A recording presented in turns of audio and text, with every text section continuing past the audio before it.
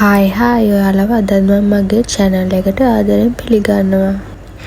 ඉතින් මම අද ඔයාලට මේ වීඩියෝ එකෙන් ගේන්නේ මම milk maid වලින් රස කිරි ටොපි රෙසිපි එකක් try කරපු එක.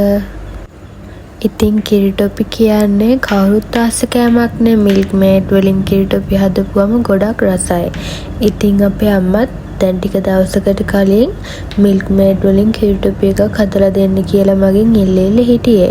ඉතින් දැන් රෑ 11ට විතර ඇති මම මේක හදද්දි මොකද ස්කයිලෙත් නිදිය ගත්තට පස්සේ තමයි හැදුවේ. මොකද මේ කිරි ටොපි එක හදන්න ගත්තාම වෙනත් වැඩ නම් කරන්න වෙන්නේ නැහැ.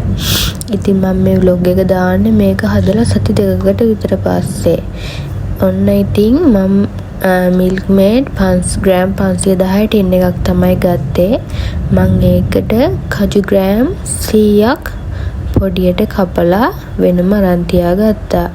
ඉතින් දැන් මම milk maid එක භාජනයට එකතු කරන්න යන්නේ. ඔයාලා අනිවාර්යෙන් මතක් කරලා milk maid ටින් එක කඩන්න කලින් උඩ පියන හොඳට හොදගෙන ඉන්න. මොකද ඒකේ දූවිලි තියෙන්න පුළුවන්. ඉතින් මොනවා හරි ජරාව තියෙන්න පුළුවන්. ඒ වුණාට මේ මං ගත්තු milk maid එකේ නම් දූවිලි පොඩ්ඩක්වත් තිබුණේ නැහැ. ඒ වුණත් ඔයාලා මතක් කරලා ටින් එක කඩන්න කලින් හොඳින් පිරිසිදු කරලා ගන්න. ඒ වගේම තමයි මට මෙතන චුට්ටක් අපස්ථාවයකටපත් වුණා. මොකද මම ගත්තු භාජනය පොඩි වැඩි. ඉතින් මම හිතුවේ නැහැ මේක ලිපේ තිබ්බහම ගොඩක් උක්කු වෙනවා. එතකොට මේ භාජනය මදි වෙනවා. ඉතින් ඔයාලා කිරි ටොපි හදද්දි ටිකක් ඉඩ තියෙන ලොකු භාජනයක් ගන්න. ඉතින් දැන් මම milk maid එක භාජනයට එකතු කරලා ඒකට වතුර මිලිලීටර් 150ක් විතර දාලා ඒ ටින් එක හොඳට අනිත් milk maid ටිකත් කලවම් කරලා මේකට දාගත්තා. ඉතින් ඒ වගේම මම මේකට සීනි එකතු කරගත්තා. සීනි ග්‍රෑම් 250ක්.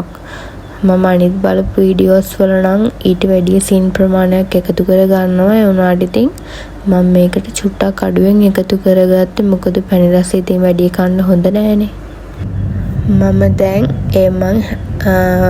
milk maid සීනි වතුර දාගත්තු භාජනේ ලිපේ තියලා හොඳට කලවම් කරගන්නවා.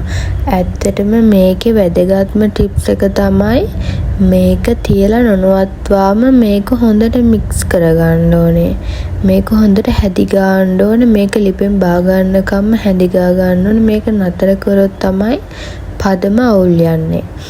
ඉතින් අනිත් වීඩියෝස් වල නම් මේක ඒගොල්ලෝ කියන විනාඩි 20ක් 30ක් කලවම් කරපුවම ඇති කියලා. ඒ වුණාට මම නම් මෙතන විනාඩි 40ක් විතර මේ කිරි ටොපි එක හැඳිගා ගත්තා. ඕන දැන් විනාඩි 30කට විතර පස්සේ ලාවට උකු වීගෙන එනවා. ඉතින් මේකේ එන්න උකු වෙද්දි මේකේ පාට ඩාර්ක් කලර් එකකට එනවා. ඔන්න ඉතින් මේ මිශ්‍රණය උකු වුණාම මම ඒකට අර මං කලින් කපාගත්තු කජු ටික එකතු කරලා ඒක හොඳට මික්ස් කර ගන්නවා. ඉතින් මම මේ milk toffee try කරන තුන්වෙනි පාර. අපි පළවෙනි පාර එකක් අක්කයි මමයි හැදුවා. ඒක මේ කිරි ටොෆි එක ගල්ුනේ නැහැ. මොකද අපි ඒක හරියට කූරු ගාලා නැති නිසා. ඉතින් අපි දෙවෙනි පාර එකක් හැදුවා. ඒක නම් හරිම රසට හරිම පදමට ආවා. ඉතින් ඒ වගේම තමයි ඔයාලා මගේ වීඩියෝස් අලුතින් බලන කෙනෙක් නම් දැන්ම ගිහින් මගේ channel එක subscribe කරලා එන්න. නැත්නම් ඊළඟට දාන වීඩියෝ ඔයාලට මගේ හැරෙන්න පුළුවන්. ඔන්න මං කජු දාලා විනාඩි 5කට විතර පස්සේ වැනිලා තේ හැන්දක් එකතු කරලා ඒකත් හොඳට මික්ස් කරනවා. ඉතින් ඔයාලට සමහර අය නම් මේකට කොකෝ පවුඩර් එකතු කරනවා. මම නම් එකතු කරේ නැහැ. ඔයාලට ඕනනම් එකතු කරගන්න පුළුවන්. ඉතින් මම ඔය කම්මැලිකමට මේ චුට්ටක් කූරු නොගා ඉඳලා අඩිය චුට්ටක් ගල් ගැහුණා. ඒ වුණත් ඉතින් ආයෙ මම ඒක කූරු ගාද්දි හරි ගියා. ඔන්න ඊට පස්සේ මම ආයෙ බටර් මේස හැඳි දෙකක් මේකට එකතු කරා.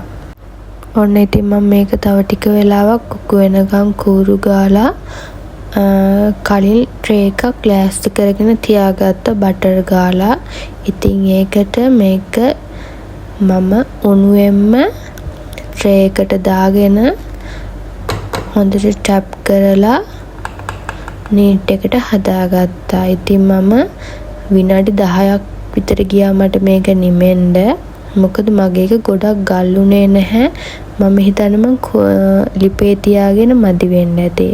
ඉතින් ඒ වුණත් හරිම රසට හරිම සොෆ්ට් විදිහට මගේ කිරි ටොපි එක ආවා. ඉතින් ඔයාලා try කරලා බලන්න. අපි ආයෙත් ලස්සන vlog එකකින් හමු වෙමු. ගිහින් එන්නම් bye.